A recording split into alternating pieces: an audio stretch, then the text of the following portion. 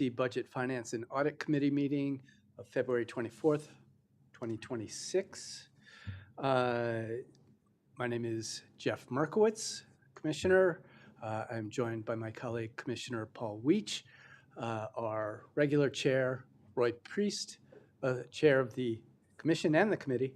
Roy Priest is unavailable today, so I will be leading, I guess.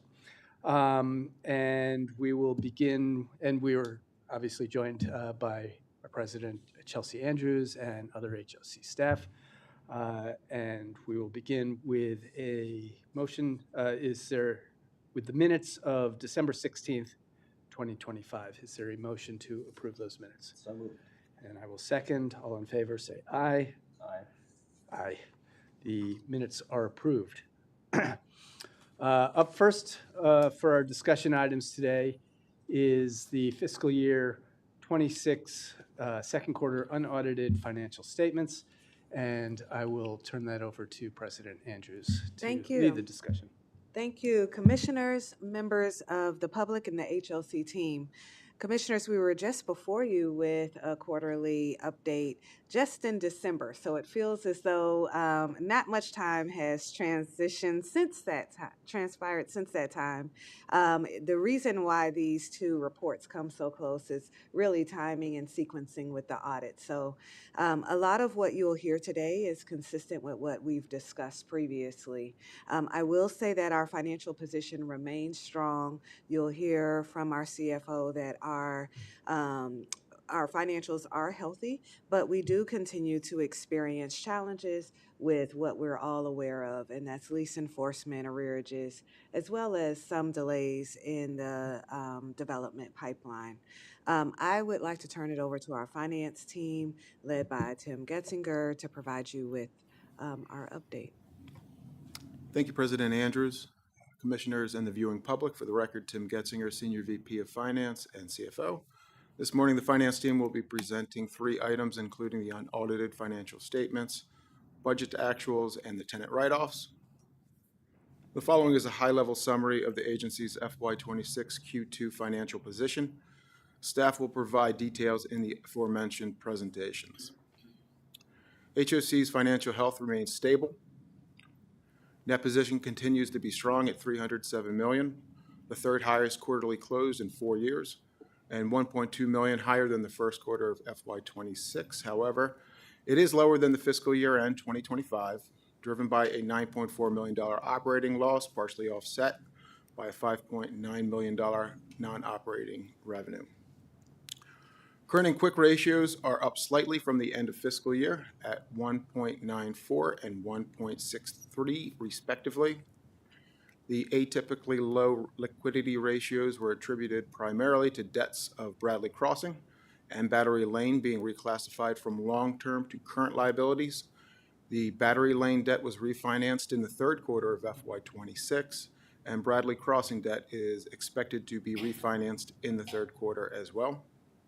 Had the refinance occurred prior to the close of the second quarter, the current ratio would have been 3.57 and the quick ratio would have been 3, which are more reflective of the agency's fiscal health.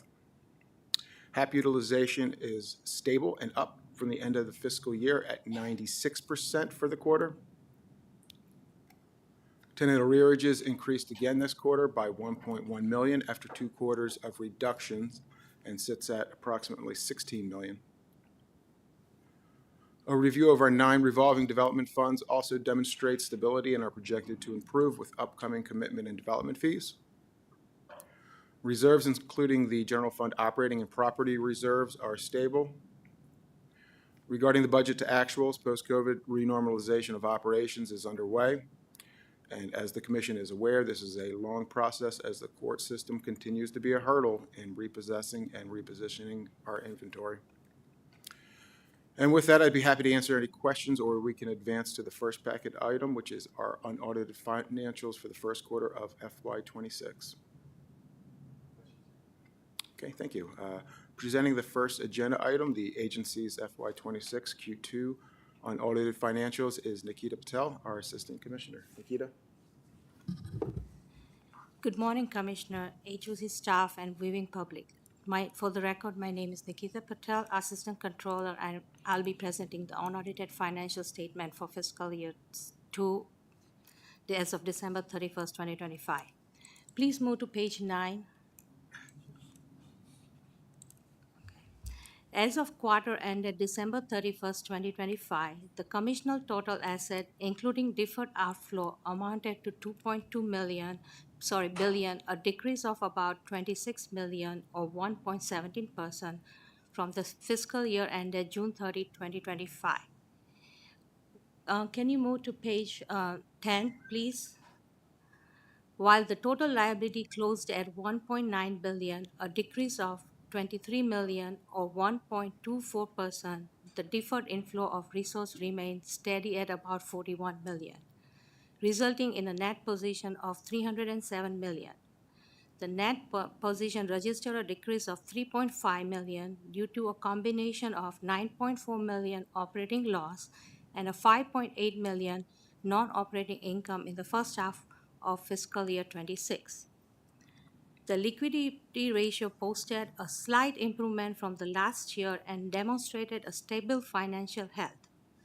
The current ratio was 1.94 in December 2025 compared to 1.85 in June 2025, whereas the quick ratio was 1.63 in December 2025 compared to 1.57 in June 2025.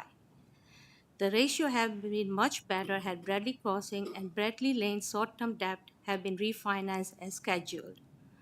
The current ratio and the quick ratio would have been 3.23 and 2.75 in June 2025 and 3.57 and 3 in December 2025. Both the decrease in total assets and the total liabilities were largely driven by the payoff of the general fund mortgage loan receivable from Elizabeth House 3, with the payoff proceeds used to repay the EH3 advances from the PNC Bank real estate line of credit. Also contributing to the decrease in the total assets are the unrestricted cash and cash equivalent, mainly due to the annual payments of insurance, software license fees, and retirement contribution to ERS, unfunded actuary liabilities, OHRF drawn for the Hirondale and the Saint project, timing of advances to several component units. Restricted long-term investment are attributed to bond and investment activities under the multifamily and single-family indentures. These decreases are partially offset by increase in restricted cash due to increase of a new single-family mortgage revenue, bond series 2025 AB, accrued interest income on seller notes from several district component units, and an increase in net capital asset is due to ongoing construction and renovation project despite regular depreciation. In addition to the payoff of EH3 reloc loan, the decrease in total liability is attributed to a decrease in account payables, mostly due to the headquarters general contract outstanding invoice, accrued payroll benefits, and arbitrage payable, scheduled bond redemption under the multifamily fund and the single family fund, partially reduced by new bond insurance under the single family 1979 indentures. Please move to page 11, combined statement of revenue and expense. The commission recorded a net loss of 3.5 million in the first 6 months of fiscal year 26, compared to 7.4 million in the same period of fiscal year 25. Excluding the unrealized gain on investment of 3.1 million in fiscal year 26 and the unrealized loss of investment of 672,000 in fiscal year 25, HOC ended an adjustment net loss of 6.7 million in both fiscal year 25 and 26.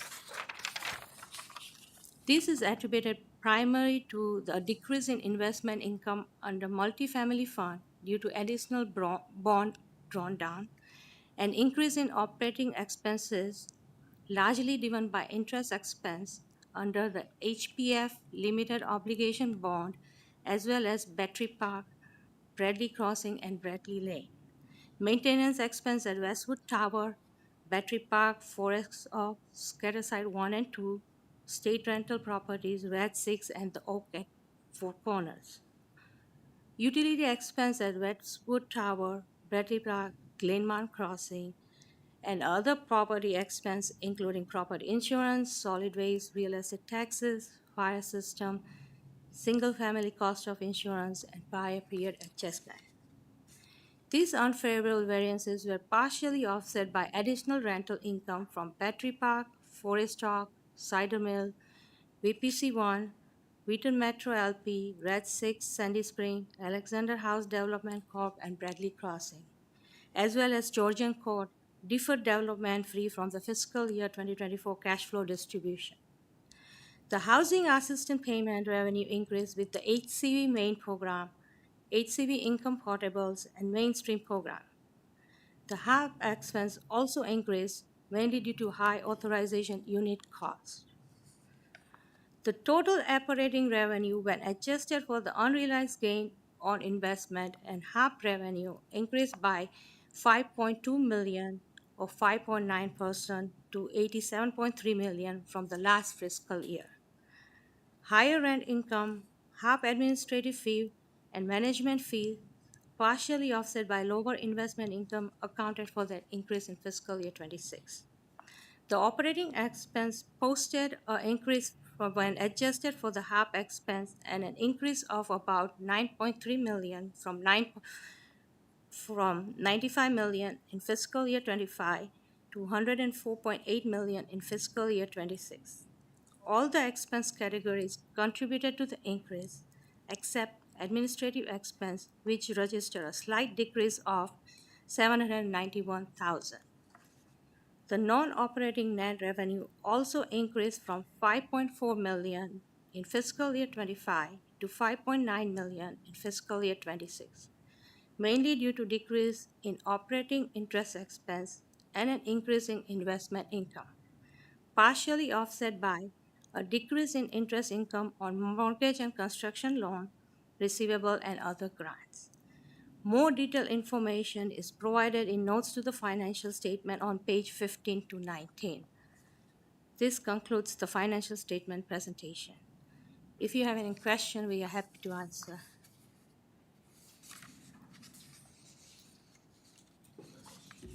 Thank you. Thank you.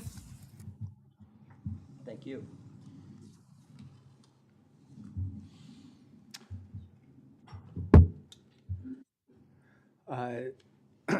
The next item on our agenda is a discussion of the fiscal year 26 second quarter budget to actual statements.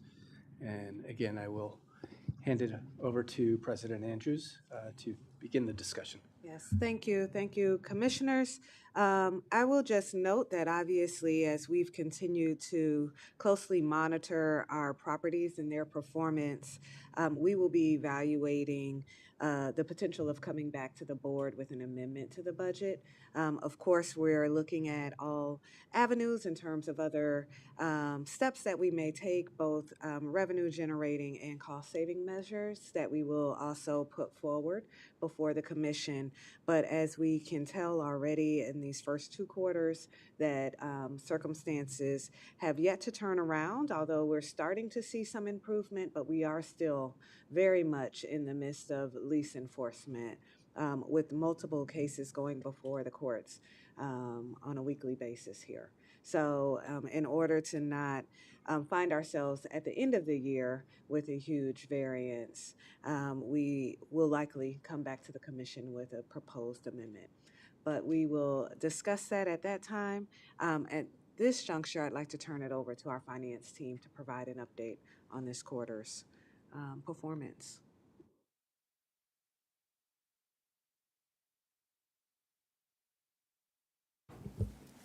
Good morning, Commissioners, President Andrews, staff, and the viewing public. For the record, I am Cedric Cord, the Assistant Budget Officer here at HOC. I will be discussing the second quarter budget to actual statements for FY26. If we could turn to page 14 of the packet, attachment A at the top of page 14. Overall, the agency ended the quarter with a negative variance of $9.6 million based on a net cash flow shortfall of $10 million compared to the anticipated second quarter net cash flow shortfall of $442,000. The primary causes were unrestricted cash flow in a number of the Development Corporation and Opportunity Housing properties because of property performance, coupled with lower income in the general fund, partially offset by savings in various expense categories in the fund. For the general fund, still looking here at attachment A on the top of page 14, the general fund consists of basic overhead costs for the agency. It is expected that the general fund will operate at a loss. This fund ended the quarter with a deficit of approximately $4.9 million, which resulted in a negative variance of $2.1 million when compared to the projected deficit of $2.9 million. As of December 31st, 2025, income in the general fund was approximately $4.3 million lower than budgeted, and expenses were $2.1 million lower than budgeted. The negative income variance was primarily the result of delays in the receipt of commitment and development fees for FY26. The impact to the FY26 general fund due to the size and timing of certain fee income through December 31st was a shortfall of approximately $4 million when compared to budget. If the fees had been received as planned, income in the general fund would have a negative variance of only $236,000. In addition, there were also lower draws from the OHRF for real estate personnel and pre-development costs. The impact of the lower fees and draws on income was partially offset by higher interest income earned on unrestricted cash in the general fund, coupled with higher management fees paid by the Housing Choice Voucher Program, as a result of higher administrative fees received that was partially offset by lower bookkeeping income paid based on lower than anticipated utilization through the second quarter of FY26. The positive expense variance was primarily the result of lapse in salary and benefits coupled with savings in computer software, online information services, miscellaneous contracts, and capital projects, which resulted in lower transfers from the operating budget to cover the cost of the projects. A portion of the savings is timing related and not expected to remain at year end. Next, we will move to the multifamily and single-family bond fund that we can see here in the same table on page 14. The multifamily bond fund and single-family bond fund are budgeted to balance each year. Income, the bonds drawn down that finance the administrative costs for these funds, is consistent with the budget. The multifamily and single-family bond funds experience positive expense variances of $371,491 and $174,678, respectively, as a result of salary and benefit lapse coupled with savings in professional services. Next, we will move to the Opportunity Housing Fund. If we can scroll to the top of the next page, which is page 15. Bad debt and vacancy loss were the primary drivers of increased negative variance across most properties. Some of the bad debt overages are attributed to an increase in non-paying tenants during the quarter. Additionally, the properties experienced higher maintenance costs due to higher than anticipated unit turnover, which corresponds with higher vacancy loss. First, here in attachment B, we have the Development Corporation properties in the top of the chart on page 15. The chart is broken into two pieces, unrestricted and restricted properties. For the properties with unrestricted net cash flow, this group ended the quarter with a negative cash flow of $1.2 million, or $2.9 million less than projected. As mentioned in our review, we determined that the variance is often attributable to items such as lower tenant income due to lower gross rents and higher vacancy coupled with higher bad debt, maintenance, and utility costs. The higher bad debt is largely due to continual non-payment in some of the units, and this may continue as it will take some time to remove the non-paying residents from the units as we move through lease enforcement procedures. In Group 2, properties with restricted net cash flow, if we scroll toward the bottom of page 15, the shortfall from this group of Development Corporation properties was $20,000 more than budgeted through December 31st, 2025. Next, we have the Opportunity Housing properties in attachment C on page 16. The first group we see here, Group 1, are the properties with unrestricted net cash flow at the top of page 16. These properties experience a negative cash flow of approximately $2.2 million, which is $4.3 million lower than projected. Group 2 here in the chart, properties with restricted cash flow at the bottom of page 16. The second group here, cash flow for this group was $919,000 lower than budgeted. I'll pause here to see if there are any questions before moving forward. I don't know whether now is the time to ask or not, but the two things that are going through my head about the performance of the portfolio are, one, the bad debt and folks just not paying the rent and the court reliance on the court system. And I get this may be more of a question for you, Chelsea, than the finance team, but are the courts responding in any ways? Do they realize what a crisis is kind of for us and for everybody else out there that is waiting on rents? Are they adding more people, more time on staff, or is it just going to be a slog for months and years to come? Yeah, I think that there definitely is a backlog. My understanding is it can take anywhere to 3 to 4 months to even get your first court date. And then after that, a number of months before you could move forward with an actual eviction. And then, of course, when there are weather conditions, both hot and cold, there's abeyance, a time frame in which the court does not move forward with evictions. So we have multiple cases that are going forward, 20 at a time. I think we have 18 next week or this upcoming Monday.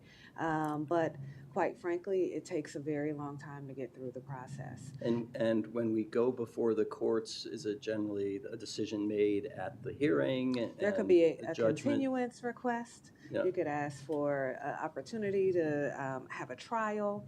That, of course, gives even more Give more time. time. And then even when decisions are made, courts may still decide to give a number of months before someone is provided the last date that they must move out. Yep. So Yep. it's a pretty lengthy process, and I think our system is very liberal. As you know, the county just introduced yet another 14-day notice requirement. There's, a level of balance that needs to happen in terms of addressing some of the challenges that we're experiencing. But as it stands, there has not been the appointment of additional judges to get through more cases or an influx of different strategies or approaches to deal with that backlog. Yeah. And on our side, really, Chelsea, the only thing I can think of is that we're timely on 90 days filing and starting the process. And Right. we have the metrics to We keep do. track of our performance on that side. We do, and we track when we send out notices. We have to follow all of the requirements, and as of recently, we've even begun to deploy our resident services team Yep. to call individuals who did not pay their rent to see what they may be experiencing in terms of how we may be able to provide support, job referrals, or other resources.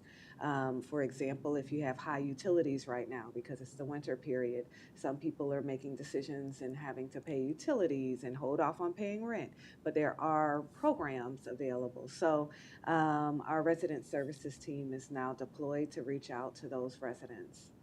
No, it's probably been in other reports quarterly, but I've really focused in this time too on the financial laws that have to do with vacancies.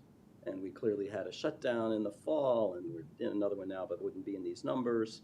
But just wondering too about how the turns and the vacancy, it feels like they've increased over this new report.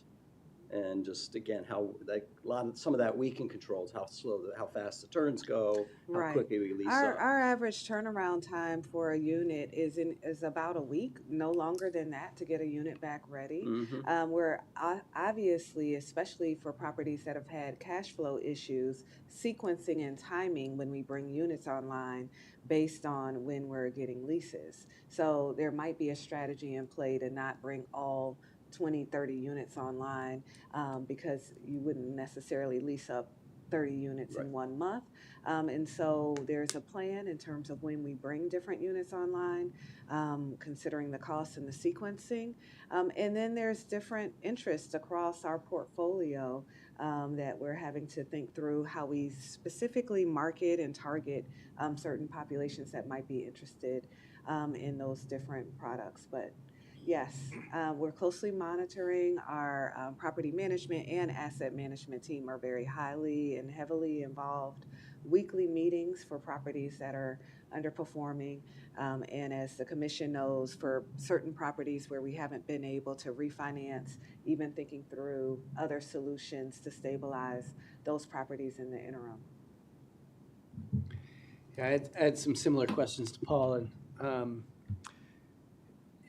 some of this actually may be discussion for the Administrative and Regulatory Committee, because I'm a little curious, the extent to which we're working with county or state officials or whoever to address some of the issues that we're facing. And,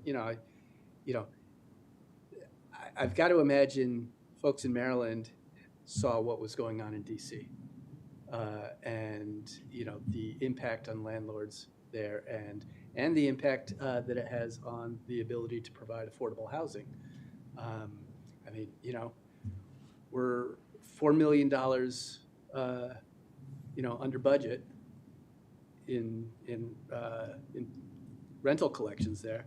That's $4 million that we don't have to put towards affordable housing. And, I don't want to, I want to be clear that, I'm very supportive of, consumer protections, tenant protections. But, there also does need to be the ability for landlords, to, get somebody who's paying into their space. And some of these delays don't seem to have anything to do with consumer protections. And so to the extent that, I don't know if we are talking to the county or the state about like what can be done. Well, currently, the way that we've lifted up our challenges is in the same vein in which we're asking the county for support. And we're pointing pretty directly to our lost revenues as a reason why. And that's how we've been able to lift up some of the challenges. I would say that we're a bit in a precarious situation because, of course, we're the housing authority and we're here to help people stay housed. We have not formally gotten behind a campaign or legislative effort around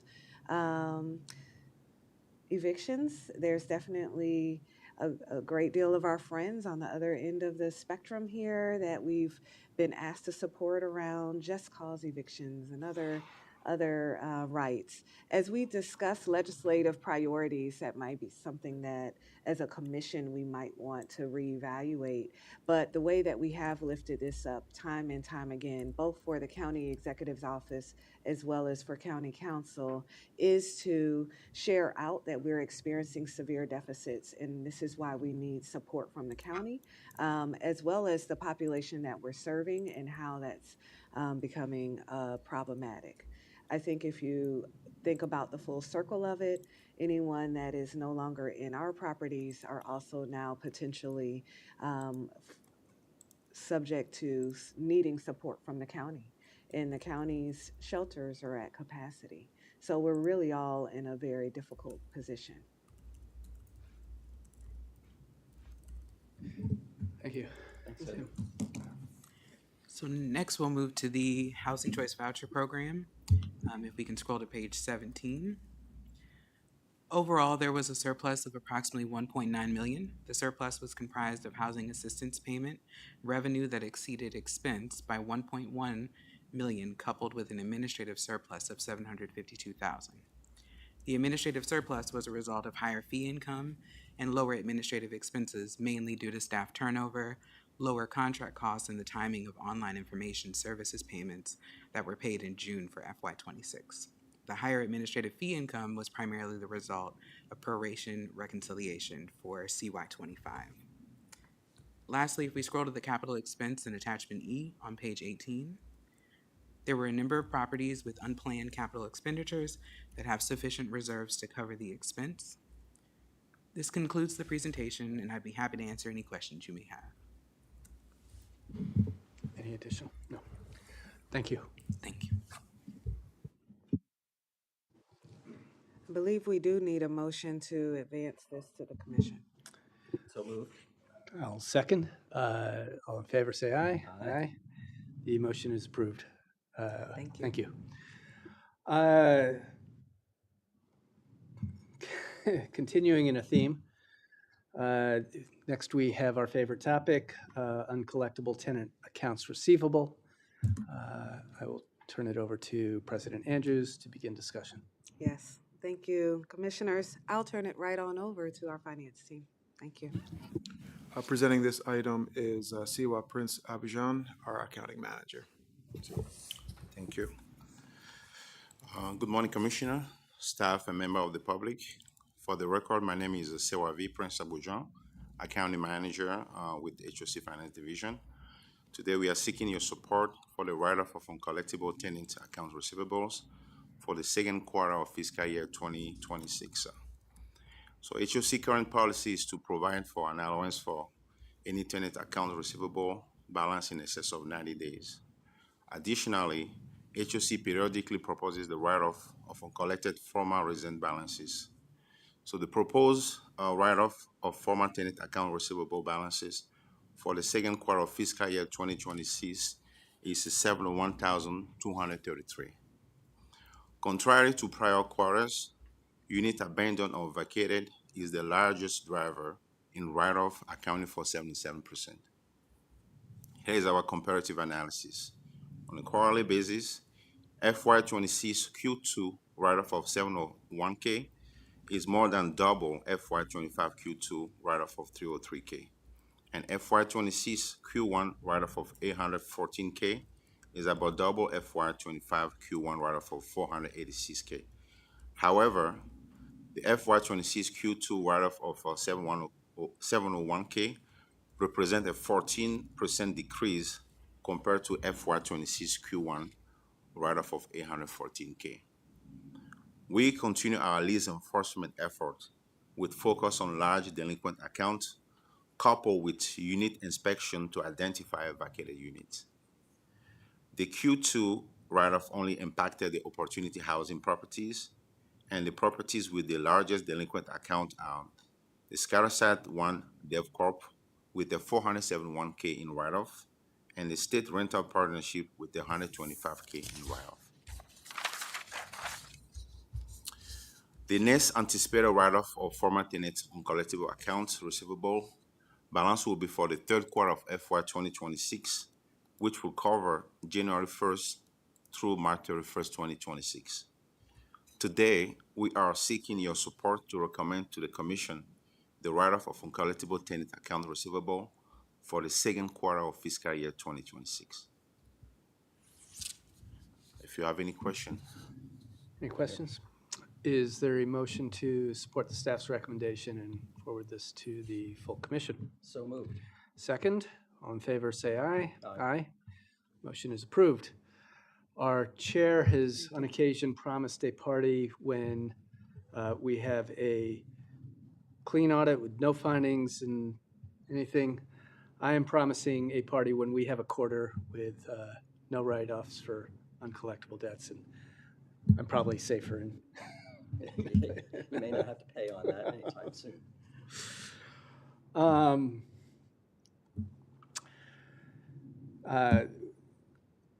The committee will now be moving into closed session pursuant to Section 3-305B and D of the General Provisions Article of the Annotated Code of Maryland. I move to adopt the written closing statement dated February 24, 2026, and to adjourn this open session to a closed session to discuss HOC's line of credit.